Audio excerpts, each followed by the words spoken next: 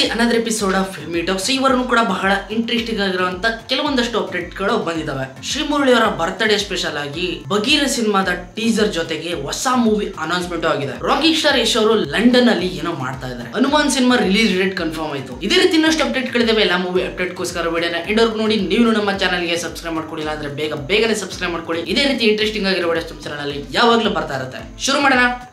ಮೊದಲನೇದಾಗಿ box office collection ಕಡೆ ಬರೋದಾದ್ರೆ ಕೈವ ಸಿನಿಮಾ ನಾನೀಗ ವಿಡಿಯೋ ಮಾಡ್ತಾ ಇರೋ ಟೈಮಿಗೆ ಕರೆಕ್ಟ್ ಆಗಿ 2.7 ಕೋಟಿನ ಕಲೆಕ್ಷನ್ ಮಾಡಿದೆ ಅಂತ ಪಕ್ಕಾ ಇನ್ಫಾರ್ಮೇಶನ್ ಅಫಿಷಿಯಲ್ ಆಗಿ ಬಂದ್ಬಿಟ್ಟಿದೆ. ಇನ್ನು ಔಟ್ ಆಫ್ ಲ್ಯಾಂಗ್ವೇಜ್ ನೋಡೋದಾದ್ರೆ ಆನಿಮಲ್ ಸಿನಿಮಾ ನಾನೀಗ ವಿಡಿಯೋ ಮಾಡ್ತಾ ಇರೋ ಟೈಮ್ಗೆ 817 ಕೋಟಿಯನ್ನ ಕಲೆಕ್ಷನ್ ಮಾಡಿದೆ. ಇನ್ನು ಮೊದಲನೇ ಅಪ್ಡೇಟ್ ಕಡೆ ಬರೋದಾದ್ರೆ ಕಿರಿಕ್ ಪಾರ್ಟಿ ಮಾಡಿ ಇವತ್ತಿಗೆ 7 ವರ್ಷ ಆಯ್ತು. ಇದರ ಪ್ರಯುಕ್ತವಾಗಿ ಇನ್ನೊಂದು ಸಿನಿಮಾನು ಕೂಡ ಅನೌನ್ಸ್ಮೆಂಟ್ ಮಾಡಿದ್ದಾರೆ. ಅದು ಕೂಡ ಪರಮಹ ಸ್ಟುಡಿಯೋ ಕಡೆಯಿಂದಾನೆ. ಇದನ್ನ ಪ್ರೊಡ್ಯೂಸ್ ಮಾಡ್ತಾ ಇರೋದು ರಿಷಿ ಶೆಟ್ಟಿ ಅವರೇನೆ.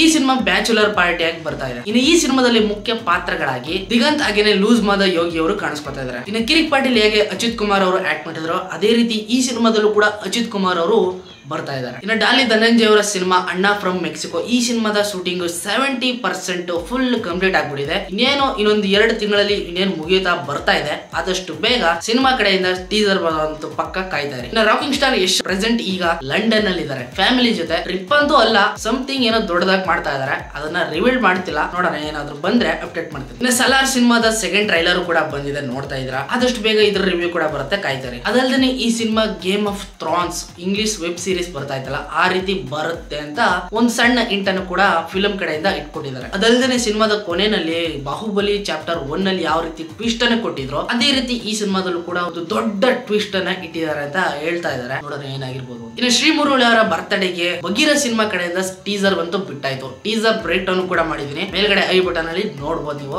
ಅದಲ್ಲದೆ ಬರ್ತ್ಡೇ ಸ್ಪೆಷಲ್ ಆಗಿ ಹೊಸ ಮೂವಿನೂ ಕೂಡ ಅನೌನ್ಸ್ಮೆಂಟ್ ಮಾಡಿದ್ದಾರೆ. ಸಿನಿಮಾದ ಹೆಸರು ಪರಾಕ್ ಅಂತ ಒಂದು ಅಫಿಷಿಯಲ್ ಪೋಸ್ಟರ್ ಕೂಡ ಬಿಟ್ಟಿದ್ದಾರೆ, ನೋಡಬಹುದು. ಈ ಸಿನಿಮಾನ ಡೈರೆಕ್ಟ್ ಮಾಡ್ತಾ ಇರೋದು ಅಲೇಶ್ ಅವರು. ಹೊಸ ಮೂವಿ, ಹೊಸ ಡೈರೆಕ್ಟರ್, ಫಸ್ಟ್ ಸಿನಿಮಾ ಶ್ರೀಮುರಳಿ ಅವ್ರಿಗೆ ಮಾಡ್ತಾ ಇದ್ದಾರೆ. ಅದಲ್ಲದೆ ಪೋಸ್ಟರ್ ನೋಡ್ತಾ ಇದ್ರೆ ಸ್ವಲ್ಪ ಡಿಫ್ರೆಂಟ್ ಆಗಿ ಏನೋ ಒಂಥರ ಚೇಂಜಸ್ ಗಳು ಕಾಣ್ತಾ ಇದೆ. ನೋಡೋಣ ಇದ್ರ ಬಗ್ಗೆ ಏನಾದ್ರು ಅಪ್ಡೇಟ್ ಬಂದ್ರೆ ಅಪ್ಡೇಟ್ ಮಾಡ್ತಾನೆ, ಕಾಯ್ತಾ ಇದೆ. ಇನ್ನು ರಾಜ್ ಬಿ ಶೆಟ್ಟಿ ಅವರ ಟೋಬಿ ಸಿನಿಮಾ OTT ಅಲ್ಲಿ ರಿಲೀಸ್ ಆಗ್ತಾ ಇದೆ. ಇದೇ 22ನೇ ತಾರೀಕು ಸೋನಿ ಲಿವ್ ಅಲ್ಲಿ ರಿಲೀಸ್ ಆಗ್ತಾ ಇದೆ, ನೋಡಬಹುದು. ಇನ್ನು ಅನಿರುದ್ಧ್ ಜಟ್ಕರ್ ಅವರ ಚೀಫ್ ಚಿದಂಬರ ಅಂತ ಸಿನಿಮಾ ಆಗ್ತಿದ್ದ ಬಗ್ಗೆ ನಿಮ್ಗೆಲ್ಲ ಗೊತ್ತಿದೆ. ಈ ಸಿನಿಮಾ ಟೀಮ್ ಕಡೆಯಿಂದ ನಿಧಿ ಸುಬ್ಬಯ್ಯ ಅವರ ಒಂದು ಹೊಸ ಲುಕ್ ಅನ್ನ ರಿವೀಲ್ ಮಾಡಿದ್ದಾರೆ. ಇಲ್ಲಿ ಇವರು ಮೋನ ಆಗಿ ಕಾಣಿಸ್ಕೊತಾ ಇದ್ದಾರೆ, ಮೊನಾಲಿಸಾ. ಸೊ ಫೈನಲ್ ಆಗಿ ಹನುಮಂತನ ಭಕ್ತರುಗಳಿಗೆ ಹ್ಯಾಪಿ ನ್ಯೂಸ್ ಅಂತಾನೆ ಹೇಳ್ಬೋದು.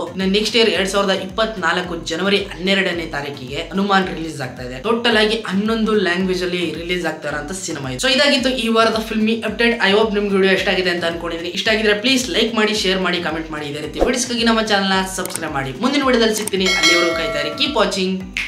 ಬಾಯ್.